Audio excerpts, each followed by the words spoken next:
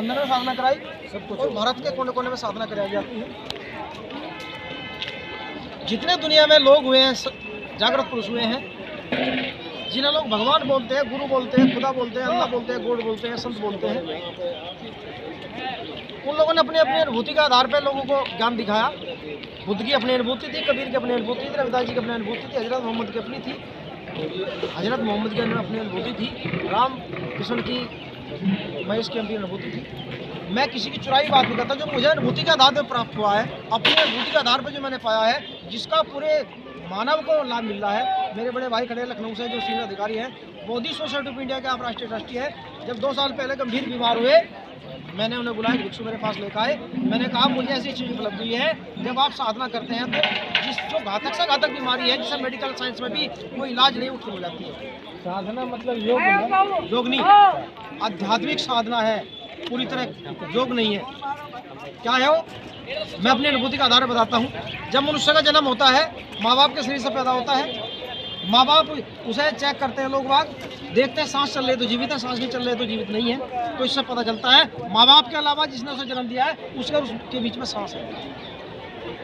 तो जब बच्चा जन्मता है, जिस परिवार में जन्मता है, जिस स्थान पर जन्मता है, जिस जगह जन्मता है, उसमें परिवार के सामाजिक जो वहाँ परंपरावादी जो रीति रिवाज थोड़ा शुरू करते हैं, यहीं से भ्रमित हो जाता है, बेहोश हो जाता है, और जीवन भर मुझे रोजी रोटी कमानी है, नौकरी करनी है, राजनीति करनी है, बिजनेस करना है, और जीवन भर वो संस्कार पैदा करता है। क्या संस्कार पैदा करता है? काम, क्रोध, मद, लोभ, अहंकार, और मर जाता है। पर कोई व्यक्ति जो सम्यक जीवन जीता, भगवान ने सम्यक कहा, जो अच्छा जीवन जीता है, वो अपने मन को निर्मल कर लेता है, अपने मन को शुद्ध कर लेता है, पवित्र कर लेता है, अपने मन को चंगा कर लेता है। रविदास जी ने कहा मन चंगा तो कठोती में गंगा। तो जब शुद्ध मन हो जाते हैं तो बुद्ध हो जाता है वो। संत किसे कहते हैं? जो सारी वासनाओं का विकारों का अंत कर लिया, संत कहते हैं। केवल कपड़े रंगीन करने से, केवल दाढ़ी रखने से, बाल रखने से संत होता, ये तो दुकानदारी है। तो जो व्यक्ति जिसका मन चंगा हो जाता है, रविदास जी ने कहा मन चंगा तो कठोती में गंगा। इसका अर्थ क्या है? अगर आपका मन निर्मल है, पवित्र है, शुद्ध है, चंगा है, तो गंगा जैसे झरने में नदी में नहाने की जरूरत नहीं है। गंगा में नहाने से कुछ होता तो रात दिन कच्चे मछली रहते, वही मोक्ष पर चल जाते। किसी को भी साफ कहा है, मन को निर्मल कीजिए जैसे गंगा नीर, और पीछे पीछे हरि प्रिय कहत कबीर कबीर। जिस व्यक्ति का मन शुद्ध हो जाता है, निर्मल हो जाता है, पवित्र होता है, चंगा हो जाता है, भगवान खोजता फिरता है। कति कहाँ है रविदास जी महाराज, कहाँ कबीर साहब, कहाँ भगवान बुद्ध, कहाँ काशीराम साहब, कहाँ बाबा साहब। और मन को चंगा करने के लिए, मन को निर्मल करने के लिए कोई पूजा पाठ, कोई तंत्र मंत्र, कोई प्रार्थना, कोई भजन, कोई कीर्तन, कोई शब्द की जरूरत नहीं है। अपने अंदर जाने की जरूरत है। जैसे रविदास जी महाराज ने चेतावनी देते हुए कहा है, अंतर्गति साचे नहीं बाहर करे उजास, और तेरे रिम पर जाऊंगे सदवासे रदास। अब लोग अगर तुम्बा बजा रहे हैं, गीत गा रहे हैं, शब्द गा रहे हैं, दीवाबत्ती कर रहे हैं, प्लीज थोड़ा सा दीवाबत्ती कर रहे हैं, तो क्या है? वो भारी डंबर है। इसी बात को कबीर साहब ने कहा है। कबीर साहब ने कहा है, पत्थर पूजे हरी मिले तो मैं भी पूजू पहाड़, जो तिलमाही तेल है, जो चकमक में आग, और तेरा साई तिल में है तो जाग से जाग। अपने अंदर मुझे गाने रहे, अपने अंदर से यात्रा नहीं करें। भगवान ने कहा अंतर दर्शन पाली भाषा का विपස්සना। तो अपना मन चंगा करने के लिए, अपना मन निर्मल करने के लिए हमें प्राकृतिक साधना करनी चाहिए। मैं चेतावनी देना चाहता हूँ, पूरी दुनिया को आगाह करना चाहता हूँ। इस समाज के लोगों, जो गरीब, भारत के गरीब समाज के लोग हैं, जब तक हमारे समाज का प्रत्येक व्यक्ति का मन चंगा नहीं होगा, निर्मल नहीं होगा, शुद्ध नहीं होगा, कोई संगठन, कोई नेता, कोई भगवान, कोई गुरु, कोई खुदा, कोई अल्लाह, कोई गॉड, कोई सरकार, कोई प्रधानमंत्री, कोई राष्ट्रपति तुम्हारा भला नहीं कर सकता।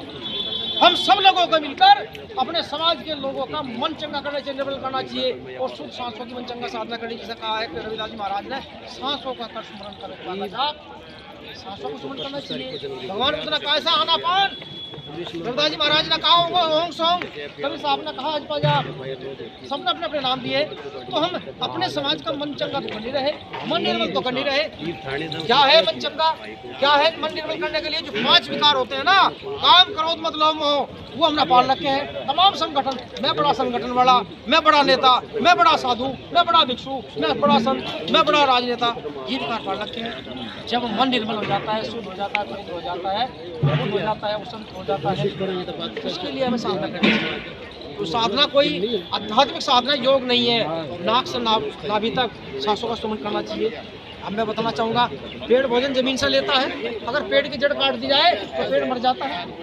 मनुष्य जाने अनजाने में भौतिकता में आके वो अपनी जो पावर सेंटर है मनुष्य का, वो नाभि है, वो जुड़ जाता है प्रकृति से। हमने नाभि से सांस लेना बंद कर दिया, हम सांस कहाँ से ले रहे हैं? छाती से ले रहे हैं। तो नाक से नाभि तक सांसों की जब सुमन करने लगते हैं तो हमारा पूरा शरीर एक्टिवेट हो जाता है। ये तो स्थूल शरीर है, ये तो भौतिक शरीर है, इसे हम साफ कर रहे हैं, खाना दे रहे हैं, भोजन दे रहे हैं, दवाई दे रहे हैं। हमारा अंदर का जो शरीर है ना, मनस्पटल, जिसमें ईड़ा पिंगला सुषुम्ना है, जिसमें 7 चक्र होते हैं, नीचे मूलाधार चक्र, स्वादिष्ठान चक्र, नाभि चक्र, हृदय चक्र, विशुद्धि चक्र, पाक चक्र और सहस्त्र चक्र। अंदर का सूक्ष्म शरीर हम साफ नहीं कर रहे हैं, उसमें गंदगी भरी है, पड़ी है। जब मन हमारा बीमार हो जाता है, काम क्रोध मत लोग से गिर जाते हैं, तो सारी संसारिक बीमारियां हो जाती हैं, किडनी खराब होती है, कैंसर बनता है, शुगर बनता है। सबसे पहले मैं आपको अपना अच्छा संदेश देना चाहूँगा, हम लोग पैदा हुए हैं, हम नॉर्मल डिलीवरी से पैदा हुए हैं।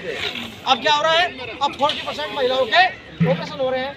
मैं संदेश देना चाहूँगा आप लोगों के माध्यम से, मीडिया के लोगों के माध्यम से, जब से मुझे उपलब्ध हुई है साधना ये तथागत भगवान रघुपति कृपा से, रविदास जी कृपा से, बाबा साहब कृपा से, कबीर कृपा से, जो महिला जो लड़की प्रेग्नेंट है, अगर डॉक्टर ऑपरेशन बता दे तो मुझसे मेरे फ़ोन नंबर पर बात करो। फ़ोन पर न्यूरोल डिलीवरी होती है। एक भी केस ऐसा नहीं, मेरी पत्नी खड़ी है एडवोकेट पूनम, तमाम लोग महिला फोन करती है और सब लोग फ्री कराते हैं, मैं कोई पैसा लेता हूँ। मेरे साथी खटे हैं जीवन प्रसाद जी, मेरे साथ नेपाल मुझे ले गए थे, इन्हें जो साधना का लाभ मिला है, ये बीमार थे, खुद बताएंगे, खुद बौद्धिस्ट सोसाइटी ऑफ इंडिया के आप नेशनल ट्रस्टी हैं जीवन प्रसाद जी, वो आपको मतलब जो आपकी साधना जो आप बता रहे हैं और जो क्रिया बता रहे हैं, उसका अगर कोई करता है उपयोग और उस हिसाब से चलता है तो उसको डॉक्टर और